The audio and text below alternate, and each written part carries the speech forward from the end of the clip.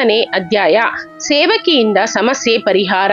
ಈ ಅಧ್ಯಾಯದಲ್ಲಿ ಕಾಕಾ ಸಾಹೇಬರು ಸೇವಕಿಯಿಂದ ದಾಸುಗುಣು ಮಹಾರಾಜ ಅವರ ಸಮಸ್ಯೆ ಹೇಗೆ ಪರಿಹರಿಸಲ್ಪಟ್ಟಿತು ಎಂಬುದನ್ನು ಹೇಮಾಂಡ ಪಂತರು ವಿವರಿಸುತ್ತಾರೆ. ಶಿರಡಿಯ ಸಾಯಿ ದೇವರು ಮೊದಲು ನಿರಾಕಾರರಾಗಿದ್ದರು. ಭಕ್ತರಿಗೋಸ್ಕರ ಆಕಾರವನ್ನು ತಾಳಿದರು. ಮಾಯೆಯ ಸಹಾಯದಿಂದ ಈ ಪ್ರಪಂಚವೆಂಬ ನಾಟಕದಲ್ಲಿ ನಟರಾಗಿ ಅಭಿನಯಿಸಿದರು. ಆದುದರಿಂದ ನಾವು ಸಾಯಿ ಸ್ಮರಣೆ ಮಾಡೋಣ. ಶಿರಡಿಗೆ ಹೋಗಿ ಅಲ್ಲಿಯ ಮಧ್ಯಾಹ್ನದ ಆರತಿಯನ್ನು ನೋಡೋಣ.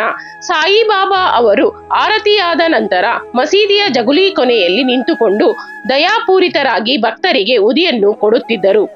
ಭಕ್ತರೂ ಸಹ ಅಂತೆಯೇ ಪ್ರೀತಿ ಮತ್ತು ಭಕ್ತಿಯಿಂದ ಬಾಬಾ ಅವರ ಚರಣಾರವಿಂದಗಳಿಗೆ ನಮಸ್ಕರಿಸಿ ಉದಿಯನ್ನು ಪಡೆಯುತ್ತಿದ್ದರು. ಭಕ್ತರ ಮೇಲಿನ ಅವರ ಪ್ರೀತಿಗೆ ಮಿತಿ ಇದ್ದಿರಲಿಲ್ಲ. ಅವರು ಭಕ್ತರನ್ನು ಕುರಿತು, ಓ ಬಾಪು, ಊಟಕ್ಕೆ ಹೋಗು, ಅಣ್ಣ ನೀನು ಮನೆಗೆ ಹೋಗು, ಬಾಪು ನೀನು ಆನಂದದಿಂದ ಊಟ ಮಾಡಿ ಬಾ ಎಂದು ಹೇಳುತ್ತಿದ್ದರು. ಪ್ರತಿಯೊಬ್ಬ ಭಕ್ತರನ್ನು ಬಾಬಾ ಸ್ವತಃ ಆದರಿಸುತ್ತಿದ್ದರು. ಈಶಾವಾಶೋಪನಿಷತ್. ದಾಸುಗುಣುರವರು ಈಶಾವಾಶೋಪನಿಷತ್ ಮೇಲೆ ಮರಾಠಿಯಲ್ಲಿ ಭಾವಾರ್ಥ ಬರೆಯಲು ತೊಡಗಿದರು. ಮುಂದುವರಿಯುವ ಮೊದಲು ಉಪನಿಷತ್ತಿನ ಬೋಧವನ್ನು ಸೂಕ್ಷ್ಮವಾಗಿ ವಿವರಿಸೋಣ. ಈಶಾವಾಶೋಪನಿಷತ್ತನ್ನು ಮಂತ್ರೋಪನಿಷತ್ ಎಂದು ಕರೆಯಬಹುದು, ಏಕೆಂದರೆ ಇದರಲ್ಲಿ ವೇದ ಸಂಹಿತೆಗಳೆಲ್ಲವೂ ಅಡಗಿವೆ. ಇದು ಎಲ್ಲಾ ಗ್ರಂಥಗಳಿಗಿಂತಲೂ ಶ್ರೇಷ್ಠವಾದದ್ದು. ಈಶಾವಾಶೋಪನಿಷತ್ತಿನಲ್ಲಿರುವ ಸತ್ಯಾಂಶಗಳ ಟೀಕೆಗಳೇ ಇನ್ನುಳಿದ ಉಪನಿಷತ್ತುಗಳು. ಉದಾಹರಣೆಗಾಗಿ ಹೇಳುವುದಾದರೆ ಅತಿ ದೊಡ್ಡ ಬೃಹದಾರಣ್ಯಕ ಉಪನಿಷತ್ತು ಈಶಾವಾಶೋಪನಿಷತ್ತಿನ ಟೀಕಾ ವ್ಯಾಖ್ಯಾನವೆಂದು ಪಂಡಿತ ಸಾಂತಾವಾಳೇಕರ್ ಅವರು ಹೇಳಿರುತ್ತಾರೆ. ಪ್ರೊಫೆಸರ್ ರಾನಡೆಯವರ ಪ್ರಕಾರ ಈಶಾವಾಶೋಪನಿಷತ್ ಸಣ್ಣ ಗ್ರಂಥವಾದರೂ ಅದರಲ್ಲಿ ಅಮೂಲ್ಯವಾದ ಅನೇಕ ನೀತಿಗಳಿವೆ. ಅದರಲ್ಲಿರುವ 18 ಶ್ಲೋಕಗಳಲ್ಲಿ ಅಮೂಲ್ಯವಾದ ಆತ್ಮದ ಗೂಢ ವಿವರಣೆಯು ದುಃಖ ಮತ್ತು ಮೋಹದ ಮಧ್ಯೆ ನಿಶ್ಚಲವಾಗಿ ನಿಂತಿರಬಲ್ಲ ಆದರ್ಶ ಯೋಗಿಯ ವರ್ಣನೆಯು, ಕರ್ಮಯೋಗ ತತ್ವವು, ಕಡೆಯದಾಗಿ ಜ್ಞಾನ ಮತ್ತು ಕರ್ಮದ ಪರಸ್ಪರ ಸಂಧಾನವು ಪ್ರತಿಪಾದಿತವಾಗಿದೆ.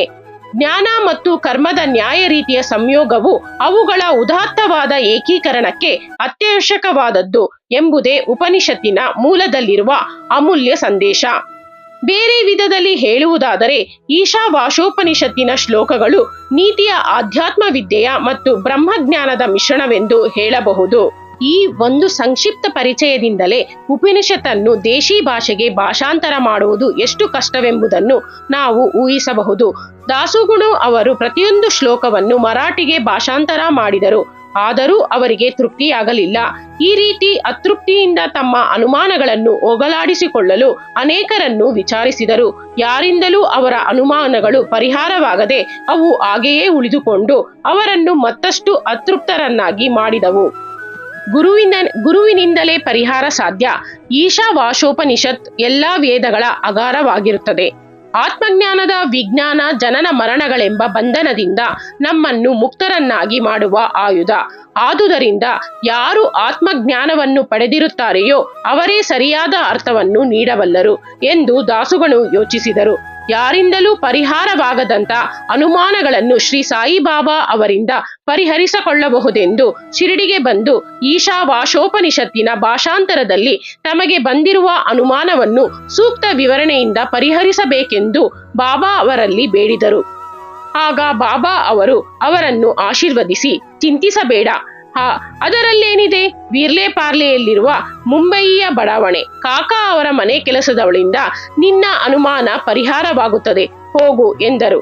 ಆಗ ಅಲ್ಲಿದ್ದವರೆಲ್ಲರೂ ಬಾಬಾ ಹಾಸ್ಯ ಮಾಡುತ್ತಿರಬಹುದು, ನಿರಕ್ಷಸ್ಥರಾದ ಸೇವಕಿಯಿಂದ ಹೇಗೆ ಸಂಶಯ ಪರಿಹಾರವಾದೀತು ಎಂದು ಅನುಮಾನಪಟ್ಟರು. ಆದರೆ ದಾಸುಗುಣು ಅವರು ಬಾಬಾ ಅವರು ನುಡಿದದ್ದು ನಿಜವಾಗಲೇಬೇಕು ಎಂದುಕೊಂಡು ಶಿರಡಿಯಿಂದ ಹೊರಟರು. ಕಾಕಾ ಅವರ ಸೇವಕಿ ನಂತರ ದಾಸುಗುಣು ಬಾಬಾರವರ ಮಾತಿನಲ್ಲಿ ನಂಬಿಕೆ ಇಟ್ಟು ಶಿರಡಿಯಿಂದ ವೀರ್ಲೆ ಪಾರ್ಲೆಯಲ್ಲಿದ್ದ ಕಾಕಾ ಸಾಹೇಬ ದೀಕ್ಷಿತರ ಮನೆಗೆ ಬಂದು ತಂಗಿದರು. ಮಾರನೇ ದಿನ ದಾಸುಗುಣರವರು ಮಲಗಿದಾಗ ನಸುಕಿನಲ್ಲಿ ಅವರು ಪೂಜೆ ಮಾಡುತ್ತಿದ್ದಾಗ ಎಂದು ಕೆಲವರು ಹೇಳಿದ್ದಾರೆ. ಒಬ್ಬ ಹುಡುಗಿ ಇಂಪಾಗಿ ಹಾಡಿದ ಹಾಡು ಕೇಳಿದರು. ಕೆಂಪು ಬಣ್ಣದ ಸೀರೆ ಎಷ್ಟು ಚೆನ್ನಾಗಿದೆ, ಜರಿ ಎಷ್ಟು ಹೊಳೆಯುತ್ತಿದೆ ಎಂಬುದೇ ಆ ಹಾಡಿನ ಭಾವಾರ್ಥ. ಆ ಹಾಡನ್ನು ಕೇಳಿ ಅವರು ಸಂತೋಷದಿಂದ ಹೊರಗೆ ಬಂದು ನೋಡಲು ಸೇವಕ ಸಾಮಾನ್ಯ ತಂಗಿ ಆಡುತ್ತಿರುವುದನ್ನು ಕಂಡರು. ಕಾಕಾ ಅವರ ಮನೆಗೆಲಸದವಳಾದ ಆ ಹುಡುಗಿ ಹರಿದ ಸೀರೆಯನ್ನುಟ್ಟುಕೊಂಡು ಪಾತ್ರೆ ತೊಳೆಯುತ್ತಾ ಹಾಡುತ್ತಿದ್ದಳು. ಅವಳ ಬಡತನ ಮತ್ತು ಆನಂದವನ್ನು ನೋಡಿದ ದಾಸುಗುಣು ಮರುದಿನ ರಾವ್ ಬಹದ್ದೂರ್ MV ಪ್ರಧಾನ ಅವರು ತಮಗಾಗಿ ತಂದಿದ್ದ 2 ದೋತರಗಳನ್ನು ನೋಡಿ ಆ ಹುಡುಗಿಗೂ ಒಂದು ಸೀರೆ ತಂದು ಕೊಡುವಂತೆ ಹೇಳಿದರು. ಅದರಂತೆ ಅವರು ಆ ಹುಡುಗಿಗೆ ಒಂದು ಸೀರೆ ತಂದು ಕೊಟ್ಟರು. ಅಂದು ಅವಳ ಆನಂದಕ್ಕೆ ಪಾರವೇ ಇರಲಿಲ್ಲ. ಮಾರನೇ ದಿನ ಆ ಹುಡುಗಿ ಹೊಸ ಸೀರೆಯನ್ನುಟ್ಟುಕೊಂಡು ಎಲ್ಲಾ ಹುಡುಗಿಯರ ಜೊತೆಯಲ್ಲಿ ಆಟವಾಡಿ ನಲಿಯುತ್ತಿದ್ದಳು. ಮರುದಿನ ಮತ್ತೆ ಆ ಅರಿದ ಸೀರೆಯನ್ನುಟ್ಟುಕೊಂಡೇ ಕೆಲಸಕ್ಕೆ ಬಂದಳು. ಅಂದೂ ಸಹ ಅಷ್ಟೇ ಆನಂದದಿಂದಳು. ಆಗ ದಾಸೋಣರವರು ದಯೆ ಹೊಗಳಿಕೆಗೆ ಮಾರ್ಪಾಟಾಯಿತು. ಆ ಬಡ ಹುಡುಗಿಯು ಅರಿದ ಸೀರೆಯನ್ನು ಉಟ್ಟುಕೊಳ್ಳಬೇಕಿತ್ತು.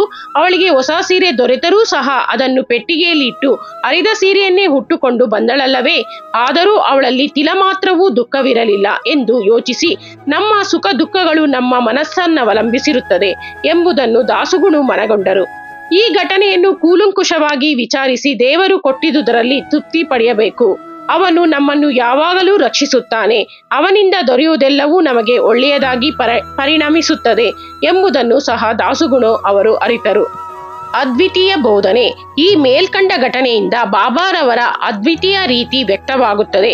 ಅವರು ಶಿರಡಿಯನ್ನು ಬಿಟ್ಟು ಕದಲದೇ ಇದ್ದರೂ ಕೆಲವರನ್ನು ಮಂಚಿಂದ್ರಗಢಕ್ಕೂ ಕೆಲವರನ್ನು ಕೊಲ್ಲಾಪುರಕ್ಕೂ ಸಾಧನೆಯ ಸಲುವಾಗಿ ಕಳುಹಿಸುತ್ತಿದ್ದರು.